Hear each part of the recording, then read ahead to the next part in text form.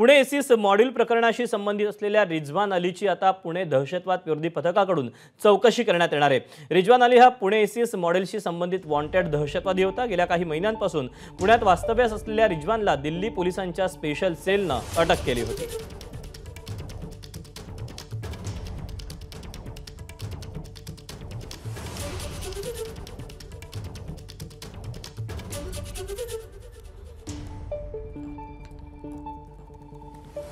एक महत्त्वाची अपडेट पुण्यातून आलेली आहे। पुण्यातल्या दहशतवाद विरोधी पथक आता रिजवान अलीची चौकशी करणार आहे। रिजवान अलीला काही दिवसांपूर्वी दिल्ली पोलिसांच्या स्पेशल सेलने अटक केली होती आणि आता पुण्यामध्ये त्याची चौकशी होणार आहे। अपडेट जाणून घ्या, मिकी घई आपल्या सोबत आहे। मिकी, किती महत्त्वाची ठरणार आहे त्याची ही चौकशी? अनेक महत्त्वाचे खुलासे या चौकशीतून समोर होऊ शकतात।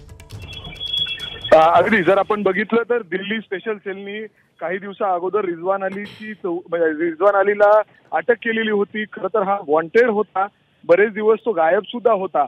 एवढंच काय तर तो पुण्यात काही दिवस म्हणजे राहायला देखील होता त्याच्या पत्नीसह।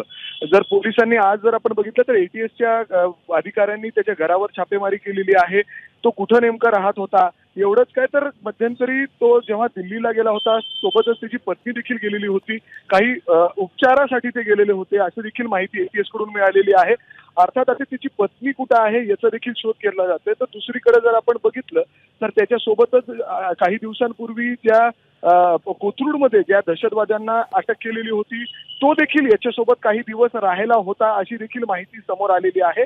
आणि याचाच आधार घेत आता पुणे जो एक इसीचा मॉड्यूल आहे याच्यामध्ये त्याचा सहभाग या ठिकाणी आढळून आलेला आहे आणि त्यासाठीच दिल्ली स्पेशल सेलने त्याला अटक केलेली आहे। आणि एटीएस कडून देखील आता कसून चौकशी सुरू आहे। त्याच्या घरावर जिथे जिथे तो राहिलेला आहे त्या ठिकाणी देखील तपास एटीएस कडून केला जातोय।